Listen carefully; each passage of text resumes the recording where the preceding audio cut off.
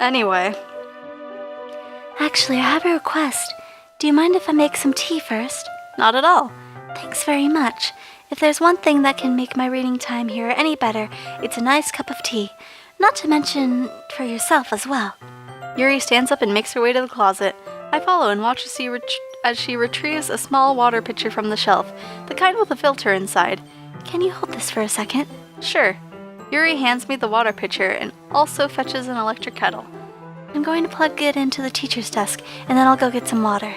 She walks past me and sets the kettle down on the teacher's desk. I simply watch her movements. To my surprise, the way she moves really contrasts her speaking mannerisms, especially because of her long legs. Yuri appears elegant and methodical. Okay, may I have the water pitcher? Thanks, I'll be right back. I might as well walk with you.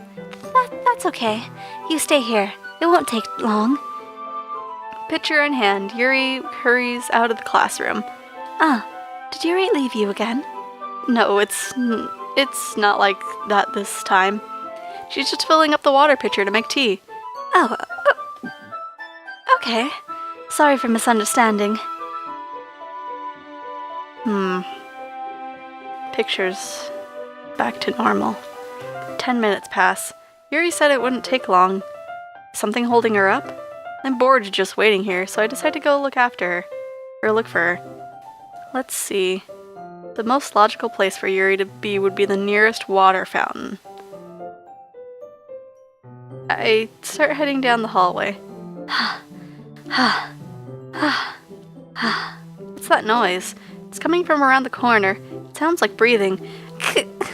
A sharp inhale, like someone is sucking the air through their teeth. Are they in pain? I reach the corner and peer around it. Yuri? Yeah. Oh. Yuri. Oh.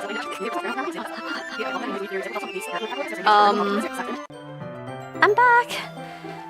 Thanks for waiting patiently. Xephoria, you'd like oolong tea? Yeah. Anything is fine. Very well.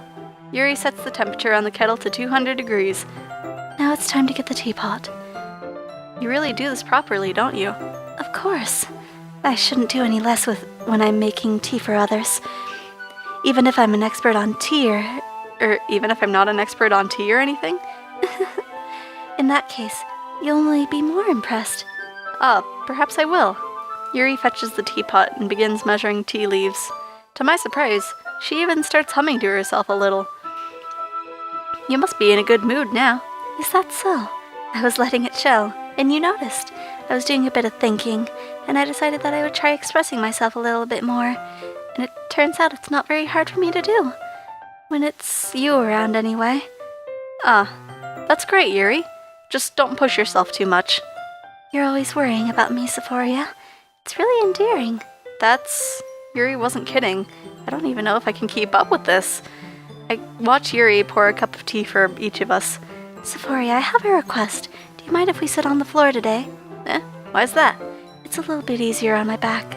I can read with my back against the wall rather than bending over at my desk. Sorry, I didn't realize. No worries.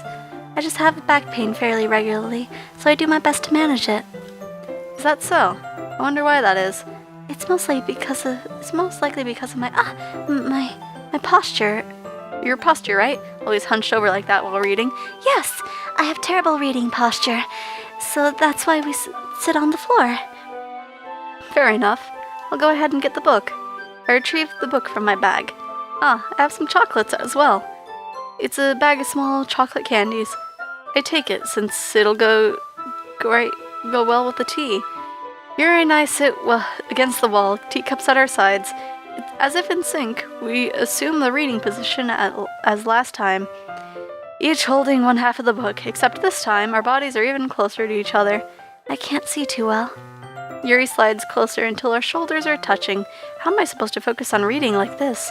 Yuri's always kind of cute, but when she's being less apprehensive, it's almost more than I can handle. Your teacup. Yuri hands me my teacup. Holding it with my hands, that's not holding the book. I end up in a position that makes it even harder to focus. Because now I need to worry about making sure I don't accidentally touch her chest. Meanwhile, Yuri hasn't noticed a single thing. She wears her intense reading expression, and I can only assume the world around her has faded away. I use all my willpower to focus on reading. I really hope that the picture isn't any different, but it probably will be. After a few minutes, I finally managed to relax a little. I put the teacup between my legs and fumble with the chocolate wrapper. Sorry. I briefly let go of the book to finish opening the wrapper. You can have as much as you want.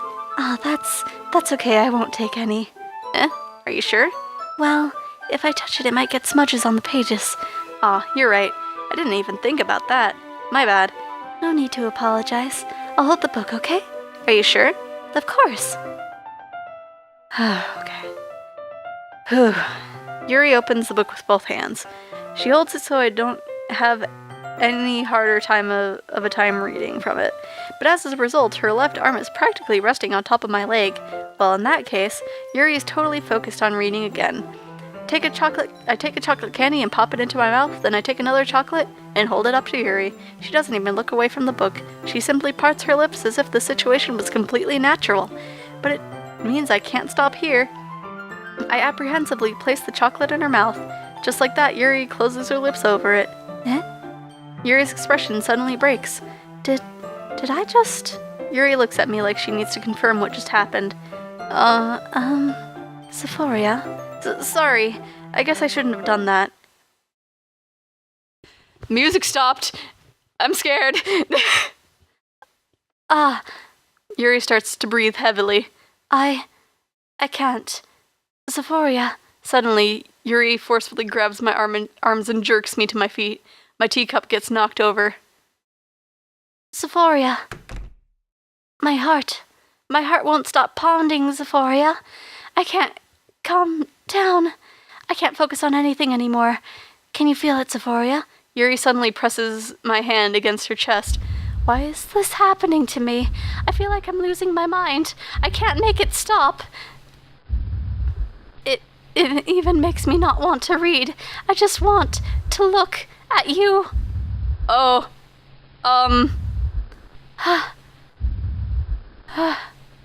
am frightened. I have my headphones off. I can see that there's audio happening. I am too scared to put my headphones back on.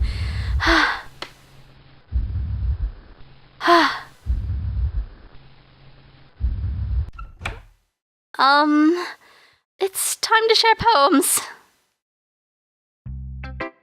Okay. Headphones back on, I guess.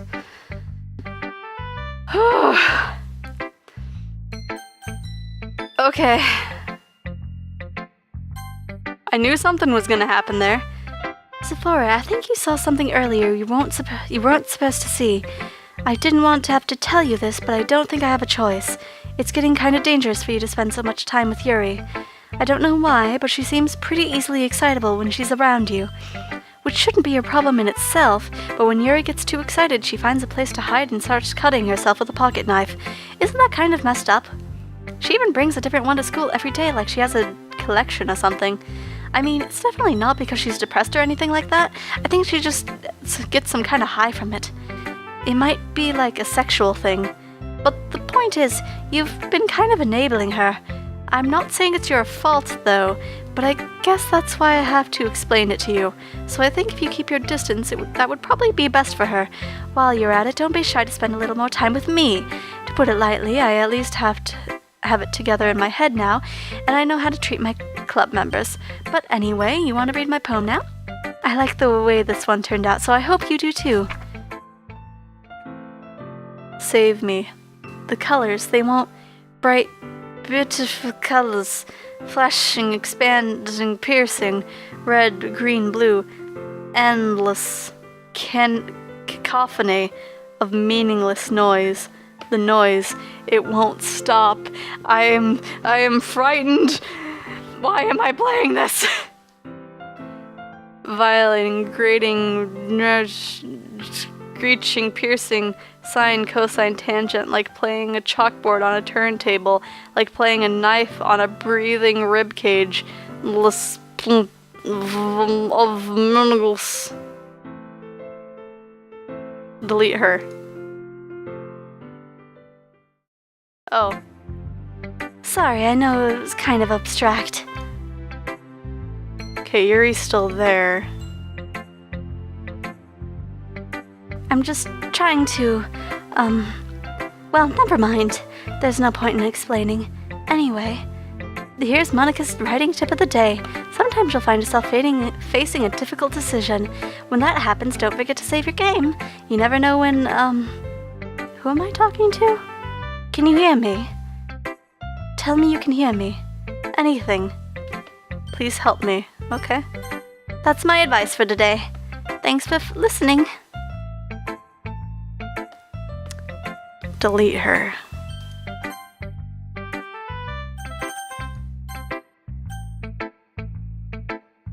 Is she telling me that? What if I just dragged the Monika character off into the... Okay, I'm talking about things you guys can't see. I don't know who I want to talk to. Let's be insulted by Natsuki. Huh. I liked your last one better. Really?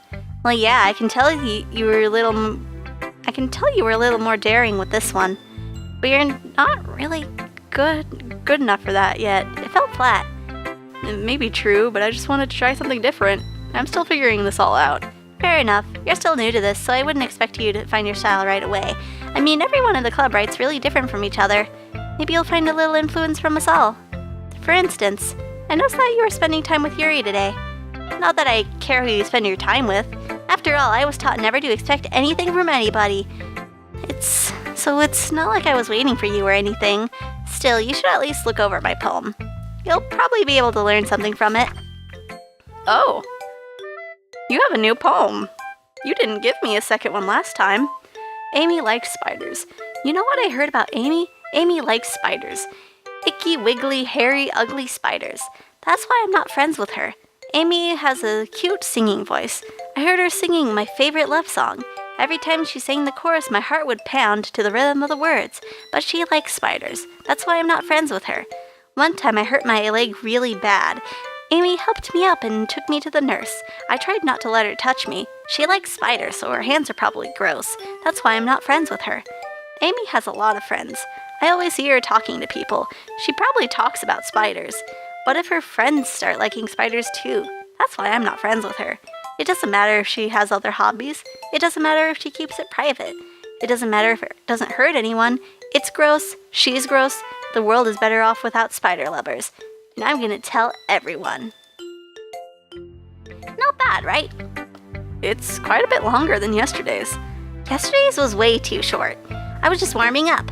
I hope you didn't think that was the best I could do. No, of course not. Anyway, the message is pretty straightforward in this poem. I doubt I have to explain it. Like, anyone would agree that the subject of this poem is an ignorant jerk. Everyone has some kind of weird hobby or guilty pleasure, something that you're afraid if people find out, they'd make fun of you or think less of you. But that just makes people stupid. Who cares what someone likes as long as they're not hurting anyone and it'll make them happy? I think people really need to learn to respect others for liking weird things, such as two of the girls in this very club who I respectfully won't name. Kind of ironic that even in this one place of comfort I can't have people respect me. Geez, now you're making me complain too much. What did I do? For what it's worth, I respect you. Well, I guess thanks. But it's kind of obvious you respect Yuri more, so whatever, we're done sharing, so you can leave now.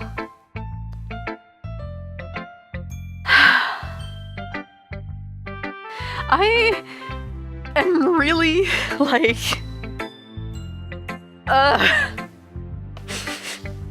Okay. I've been waiting for this. Let's see what you've written for today. Yuri stares at the poem with a surprised expression on her face. Do you like it? Xephoria, this one might even be better than yesterday's. How did you even pick this up so quickly?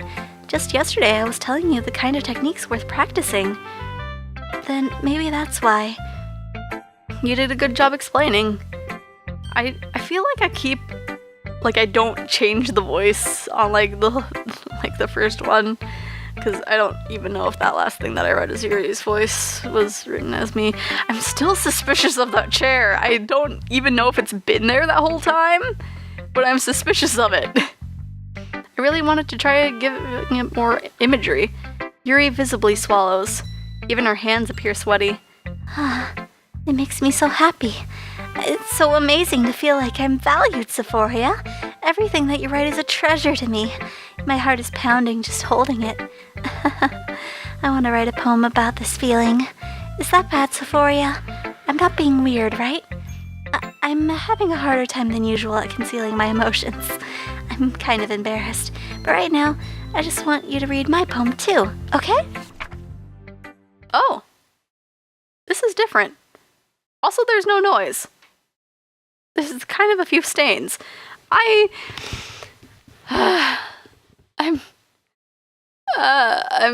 scared. Wheel. A rotating wheel. Turning on an axle. Grinding. Bolt head. Linear gearbox. Falling sky. 7 holy stakes. A docked ship. A portal to another world. A thin rope tied to a thick rope. A torn harness. Parabolic gearbox. Expanding universe. Time controlled by slipping cogwheels. I hope you guys don't hear this motorcycle that's outside. They are making the most noise. Experience of God. Swimming with open water in all directions. Drowning. A prayer written in blood. A prayer written in time. Devouring snakes with human eyes. A thread connecting all living human eyes. A kaleidoscope of holy stakes. Exponential gearbox. A sky of exploding stars. God disproving the existence of God. A wheel rotating in 6 dimensions. 40 gears and a ticking clock. A clock that ticks 1 second for every rotation of the planet. A clock that ticks 40 times every time it ticks every second time. A bolt head of holy stakes tied to the existence of a docked ship to another world. A kaleidoscope of blood written in clocks. A time-devouring prayer connecting a sky of 40 gears and open human eyes in all directions. Breathing gearbox. Breathing bolt head. Breathing ship. Breathing portal. Breathing snakes. Breathing God. Breathing blood. Breathing holy stakes. Breathing human eyes. Breathing time. Breathing prayer. Breathing sky. Breathing wheel. It doesn't really matter what it's about. My mind has been a little hyperactive lately, so I had to take it out on your pen. That is, a pen fell out of your backpack yesterday, and so I took it home for safekeeping, and I just really like the way it writes, so I wrote this poem with it, and now you're touching it. I'm okay. What did I just... Can we pretend this conversation never happened? You can keep the poem, though. Oh, I unlocked another special poem. Okay. Can you hear me? Is this the same poem that was in the notepad? Is that, like, making sure that I've read that poem? Or is it just asking if I can hear you? Okay. Well, I can't have my headphones off forever. Okay, everyone. We're all done reading each other's poems, right? We have something we need to get over today, so if everyone could come sit in the front of the room. Is this about the festival? Well, sort of. Do we really have to do something for the festival? It's not like we can put together anything good in just a few days. We'll just end up embarrassing ourselves instead of getting any new members. That's a concern of mine as well. It's that I don't really do well with last-minute preparations. Don't worry so much. We're going to keep it simple, okay? Look. I know everyone's been a little more lively ever since Xephoria joined, and we've started with some club activities. But this isn't the time for us to become complacent. We still only have 4 members, and the festival is our only real chance to find more, you know? What's so great about getting new members, anyway? We already have enough to be considered an official club. More members will just mean everything gets noisier and more difficult to manage. Natsuki, I don't think you're looking at this the right way at all. Don't want to share your passion with as many people as you can? To inspire them to find the same feeling that brought you here in the first place? The Literature Club should be a place where people can express themselves like they can't do anywhere else. It should be a place so intimate that you never want to leave. I know you feel that way too. I know we all do. So that's why we should work hard and put something together for the festival, even if it's something small. Right, Xephoria? Oh, come on. You can't take any advantage of Xephoria to agree with you just because he doesn't know how to say no to anything. Look, Monika, do you really think any of us joined the club with other people in mind? Yuri never even talked until Xephoria joined. As for me, I just like it better here than I do at home. And Xephoria isn't even passionate about literature in the first place. And that's everyone.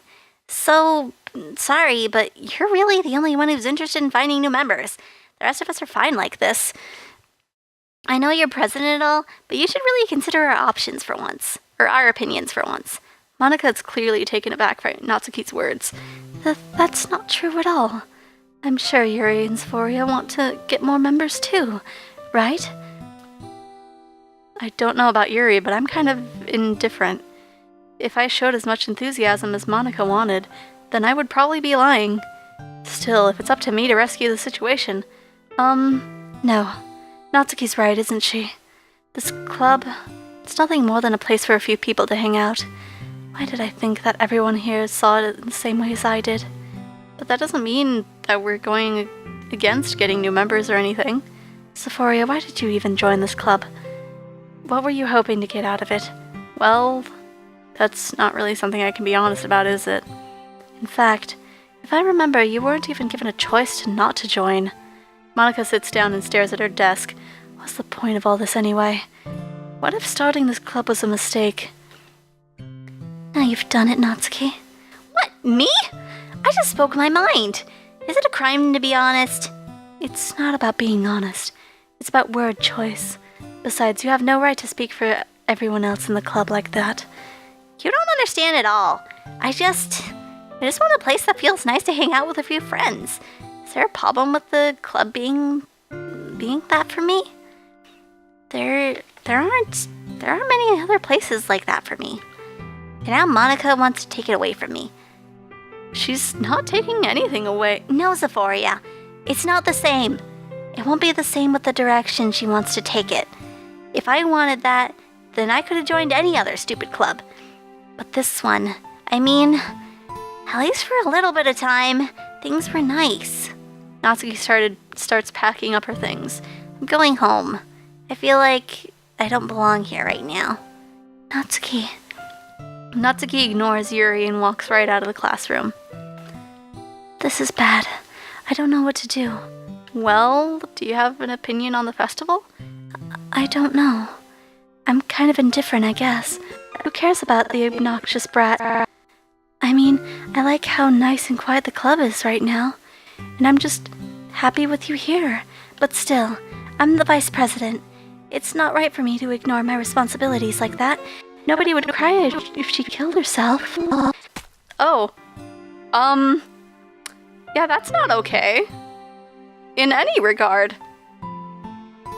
There are at least 2 issues I had with that. I should do my best to consider everyone's perspective and make the decision that's right for the club. Okay, I'm leaned away. But what about you, Xephoria? What do you want to get out of this club? Yuri repeats the same question as Monika. I decide giving an indirect answer is better than nothing. I think the most important thing is for everyone to get along, and for the club to provide something that you can't get anywhere else. I don't think it's about how many members, but rather the quality of each member.